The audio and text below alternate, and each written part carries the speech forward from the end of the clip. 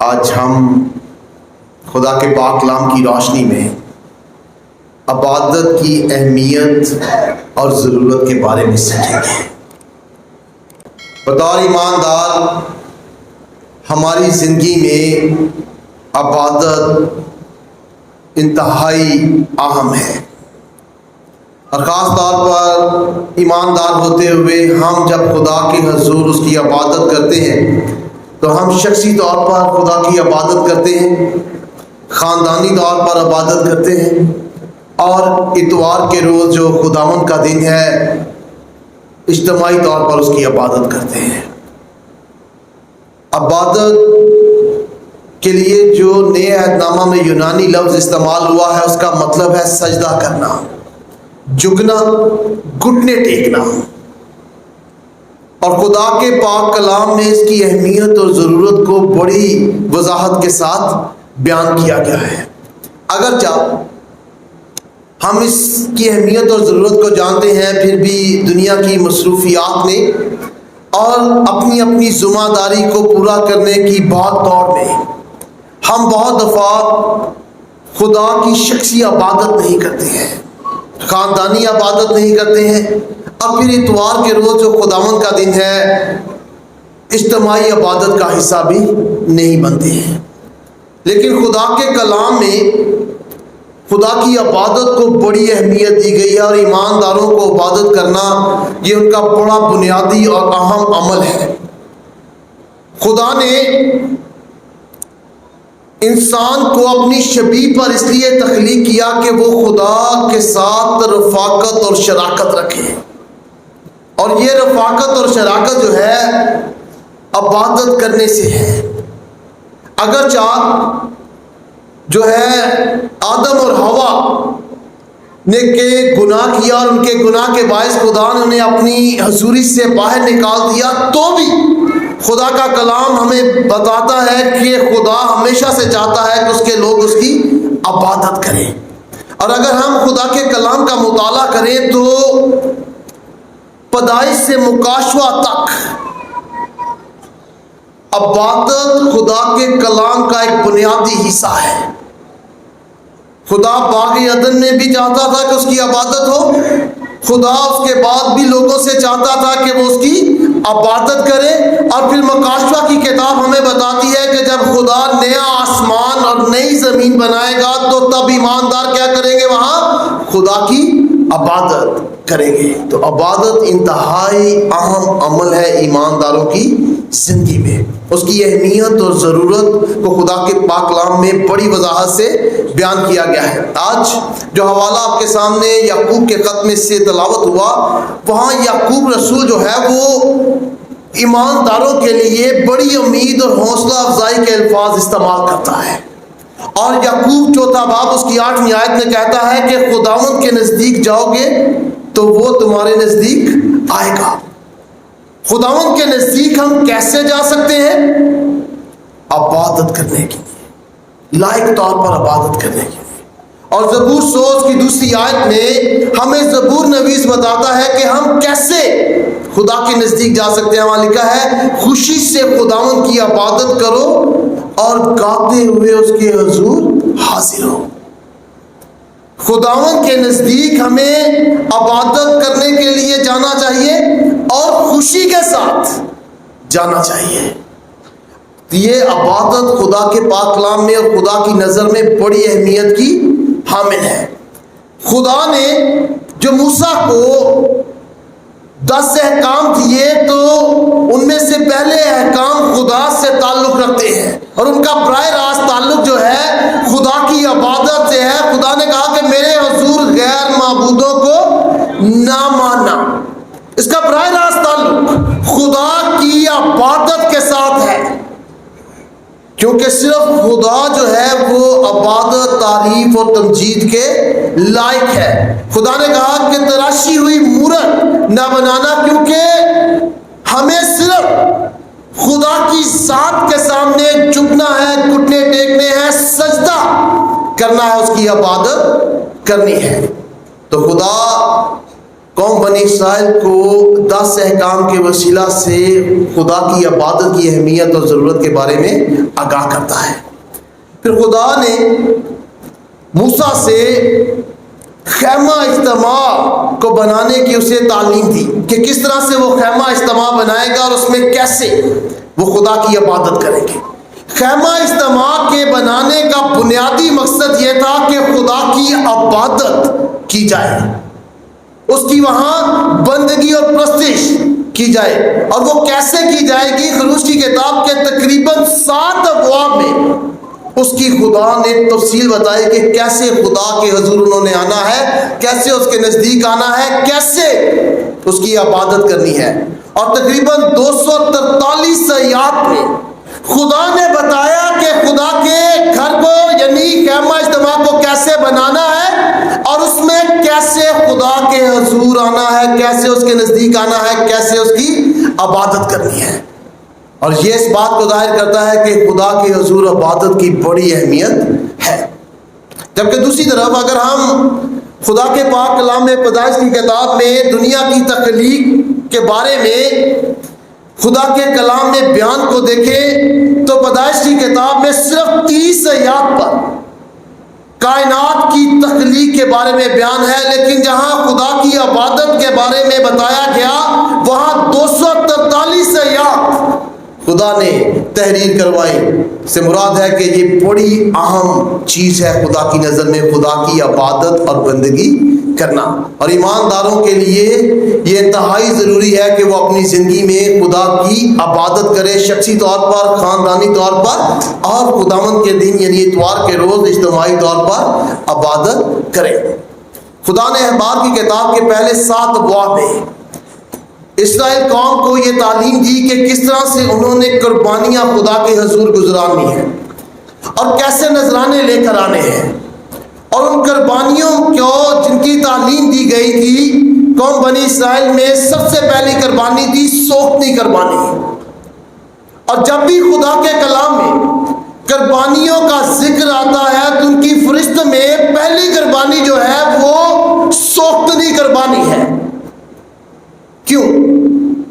کیونکہ یہ وہ واحد قربانی تھی جو مکمل طور پر خدا کے لیے تھی، جس میں نہ کسی کاہن کا حصہ ہوتا تھا نہ قربانی دینے والے کا، بلکہ مکمل طور پر 100% یہ قربانی خدا کے لیے ہوتی تھی۔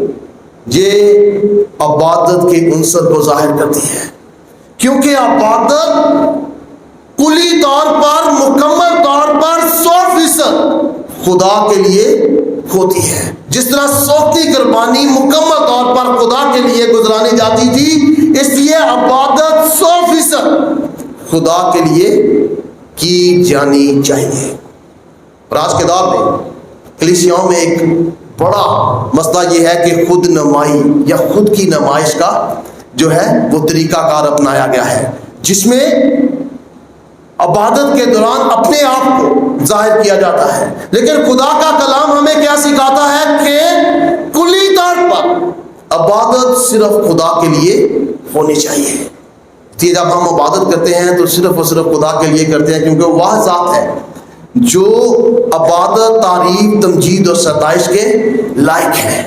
خدا نے موسیٰ کو خروج کی کتاب اس کے 30ویں باب کی 34 سے 36 آیات کے مطابق بخور کو جلانے کی جو ہے وہ تعلیم دی کہ کس طرح سے اس نے بخور کو تیار کرنا ہے اور پھر کس طرح سے اسے جلانا ہے۔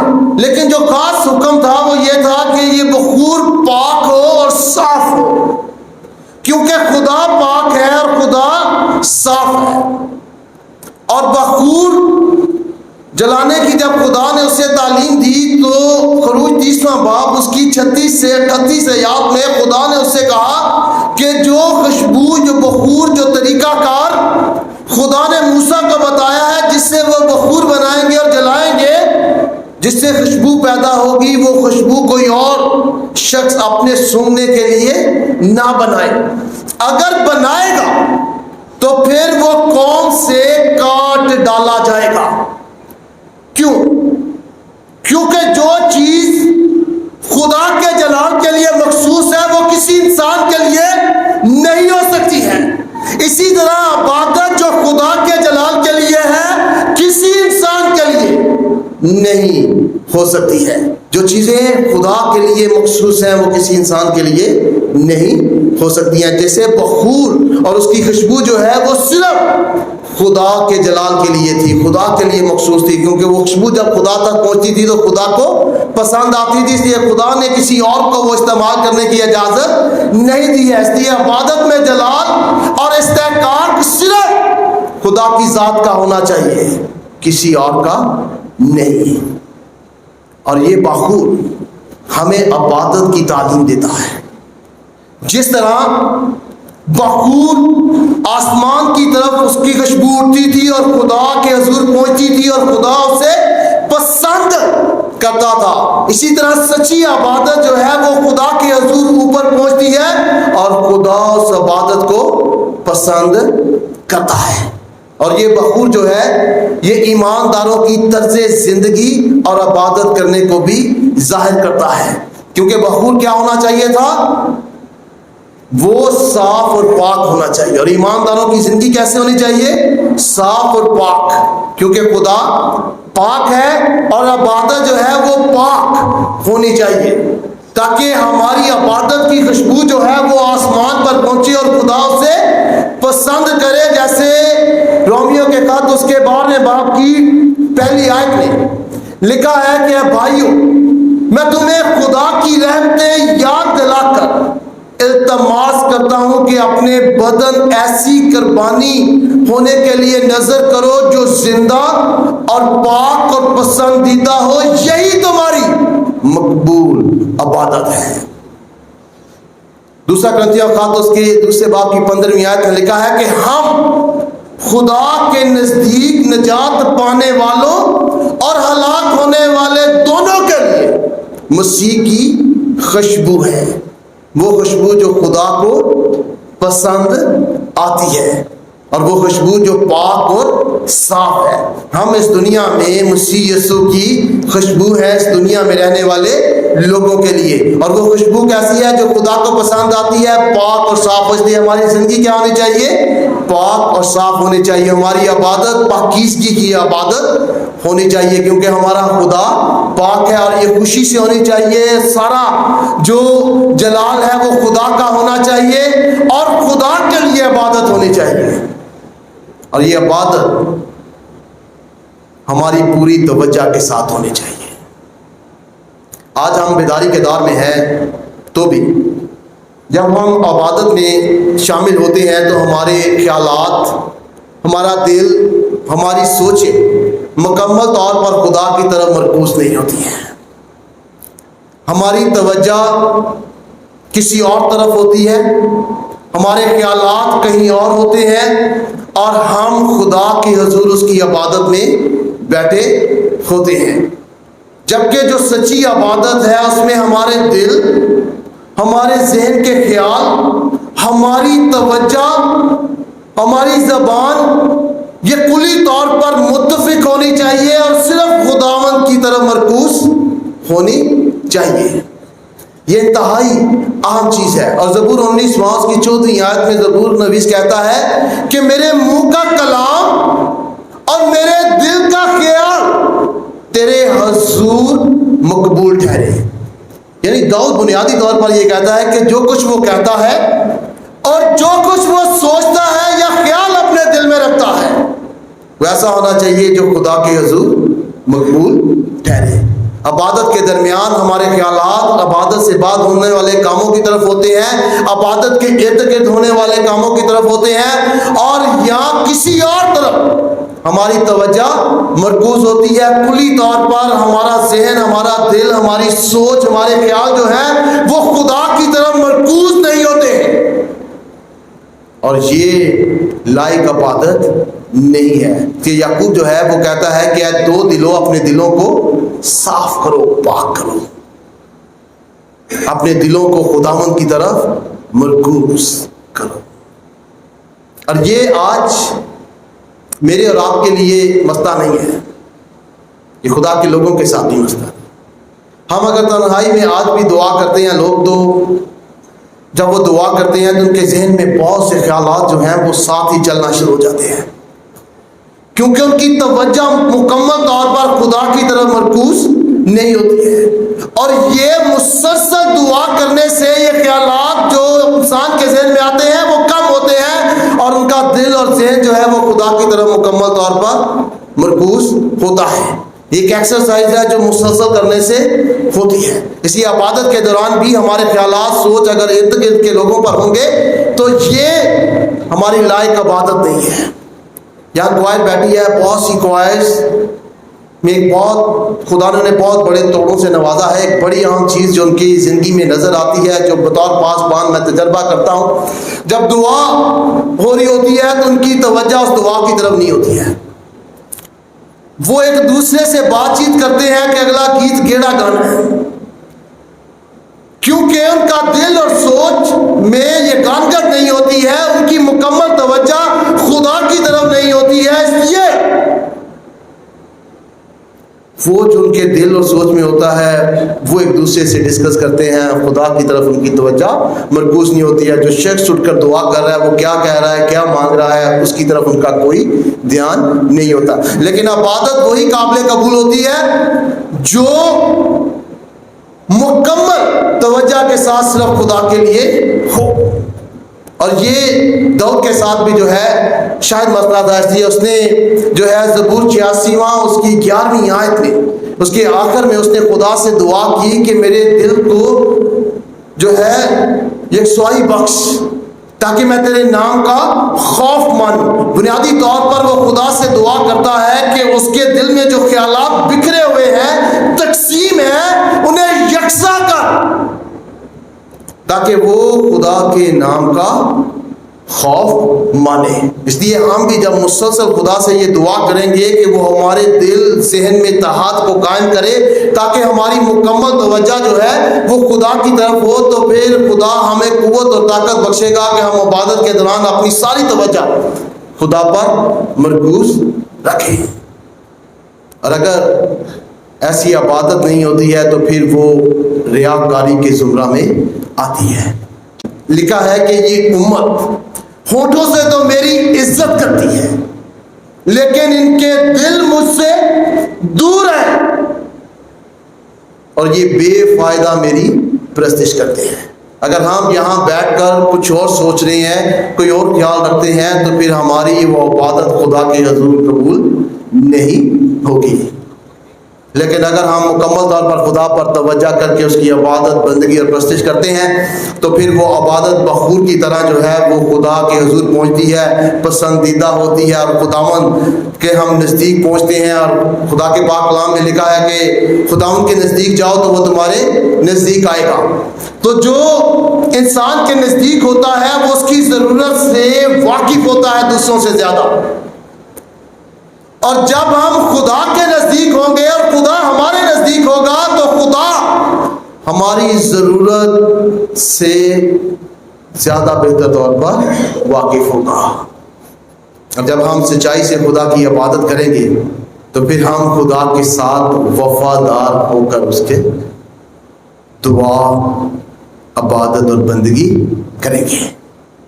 اور زبور 100 کے آخر میں لکھا ہے ادان بھلا ہے, اس کی شفقت ابدی ہے اور اس کی وفاداری پوشت رہتی ہے. اگر ہم خدا کے ساتھ وفادار رہیں گے تو وہ وفاداری جو ہے صرف ہمارے تک محدود نہیں رہے گی بلکہ ہماری نسلوں تک منتقل ہوگی. تو خدا مجھے اور آپ کو اور ہم سب کو یہ توفیق دے کہ ہم لائق طور پر خدا کی عبادت کریں اور ہمارا دل, ذہن, سوچ اور زبان جو ہے متفقہ طور پر خدا کے جلال کو ظاہر کرے. خدا مجھے اور آپ کو ایسا کرنے کی توفیق دے اور اس پاک کلام کے وسیلہ سے بڑی برکت دے. Thanks for watching. To watch more, subscribe, like and comment. Don't forget to Guardians of Faith PCP Gacker. Follow now.